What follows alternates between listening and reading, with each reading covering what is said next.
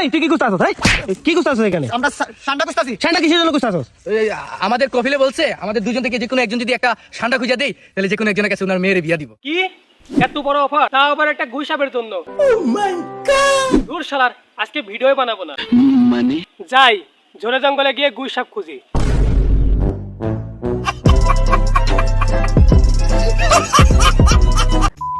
WhatsApp বাজান, this is Rakib. ভাই রে ভাই, কে তুমি? হাই হাই, আপনারা দেখি আমার ভুলাই গেছেন। ভুলা যাবারই কথা, কারণ আমার মতো একটা ছোট্ট ইউটিউবার প্রায় 40 দিন ধরে ইউটিউবে কোনো ভিডিও আপলোড করে নাই, মানে বিশাল ব্যাপার। সঠিক বলেছে। তো গাইস, আমার লাস্ট ভিডিওতে আমি বলছিলাম আমি ফিরে আসবো নতুন নতুন কন্টেন্ট নিয়ে। তো গাইস, আমি জানি আমার চ্যানেলটা এখন অনেক ডাউন।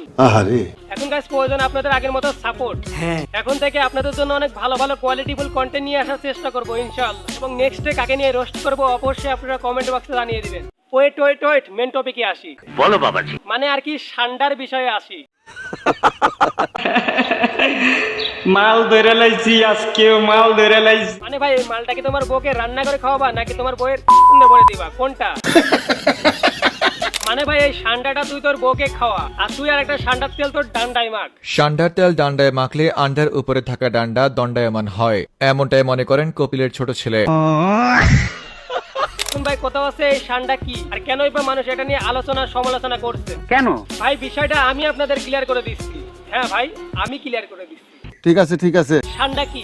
ষান্ডা হচ্ছে মরুভূমিতে বাস করা এক ধরনের টিকটিকি। এবং আমাদের দেশে কিছু বুদ্ধি ছাড়া পোলাপান, মানে ব্রেন ছাড়া পোলাপান ষান্ডা এবং গুইসাপকে এক ভাবছে। আবার ভাই, একটা নিউজ দেখলাম, একটা ছেলে ষান্ডা ভেবে গুইসাপ খেয়ে হাসপাতালে ভর্তি। আসলে গাইস, গুইসাপ এবং ষান্ডা দুটা কখনোই এক প্রাণী না। যেমন আমি আপনাদেরকে একটা উদাহরণ দিই। ষান্ডার গায়ের রং হচ্ছে মাটি কালারের, এবং তাদের লেজ হচ্ছে কাঁটাযুক্ত, এবং তাদের মেন খাবার হচ্ছে লতা পাতা এবং ঘাস, এবং মাঝে মধ্যে তারা পোকামাকড়ও খায়। এবং গুইসাপ তাদের গায়ের রং হচ্ছে কালো, এবং তাদের লেজে কোনো কাঁটাযুক্ত নেই। এখন গাইস, মেন কথা হচ্ছে ষান্ডা কি খাওয়া যাবে? তো গাইস, এটার উত্তর হচ্ছে আপনারা হুজুরের কাছ থেকে শুনুন। গুইসাপ জাতীয় একটা প্রাণীর কথা সহিহ বুখারীতে এসেছে, যেটা আমাদের বাংলাদেশে অনেক এলাকায় ষান্ডা বলে থাকে। তো এই গুইসাপ জাতীয় প্রাণী খাওয়া কিন্তু হারাম নয়। আমরা সহিহ বুখারীর বর্ণনায় জেনেছি যে আল্লাহ রাসূল সাল্লাল্লাহু আলাইহি ওয়াসাল্লামের স্ত্রী মাইমুনা রাদিয়াল্লাহু তাআলা আনহার বাসায় আল্লাহ রাসূল সাল্লাল্লাহু আলাইহি ওয়াসাল্লাম সহ অনেক সাহাবারা খেতে বসেছিলেন। সেখানে একটা প্লেটে গুইসাপকে ফ্রাই করে দেওয়া হয়েছিল। তো রাসূল সাল্লাল্লাহু আলাইহি ওয়াসাল্লাম খেয়াল না করে সাধারণ গোশত মনে করে সেখানে তিনি হাত দিচ্ছিলেন। তখন অনেক মহিলা সাহাবারা বললেন, ইয়া রাসূলুল্লাহ, এটা তো দব, এটা তো গুইসাপ। এই কথা শুনে আল্লাহ রাসূল সাল্লাল্লাহু আলাইহি ওয়াসাল্লাম সেখান থেকে হাতটা সরিয়ে নিলেন। তো এই দৃশ্য দেখে খালিদ ইবনে ওয়ালিদ রাদিয়াল্লাহু তাআলা আনহু জিজ্ঞেস করলেন, ইয়া রাসূলুল্লাহ, গুইসাপ খাওয়া কি হারাম? হারামুন আদ-দাব্বু ইয়া রাসূলুল্লাহ, আপনি যে হাত সরিয়ে নিলেন, গুইসাপ খাওয়া কি হারাম? আল্লাহ রাসূল সাল্লাল্লাহু আলাইহি ওয়াসাল্লাম বললেন যে না, গুইসাপ খাওয়া হারাম নয়, তবে আমি এটা খেয়ে অভ্যস্ত নই, আমাদের এলাকাতে এটা পাওয়া যায় না, এজন্য আমি এটা খাচ্ছি না। তাহলে বোঝা গেল এক্ষেত্রে এটা রুচির সাথে সম্পৃক্ত।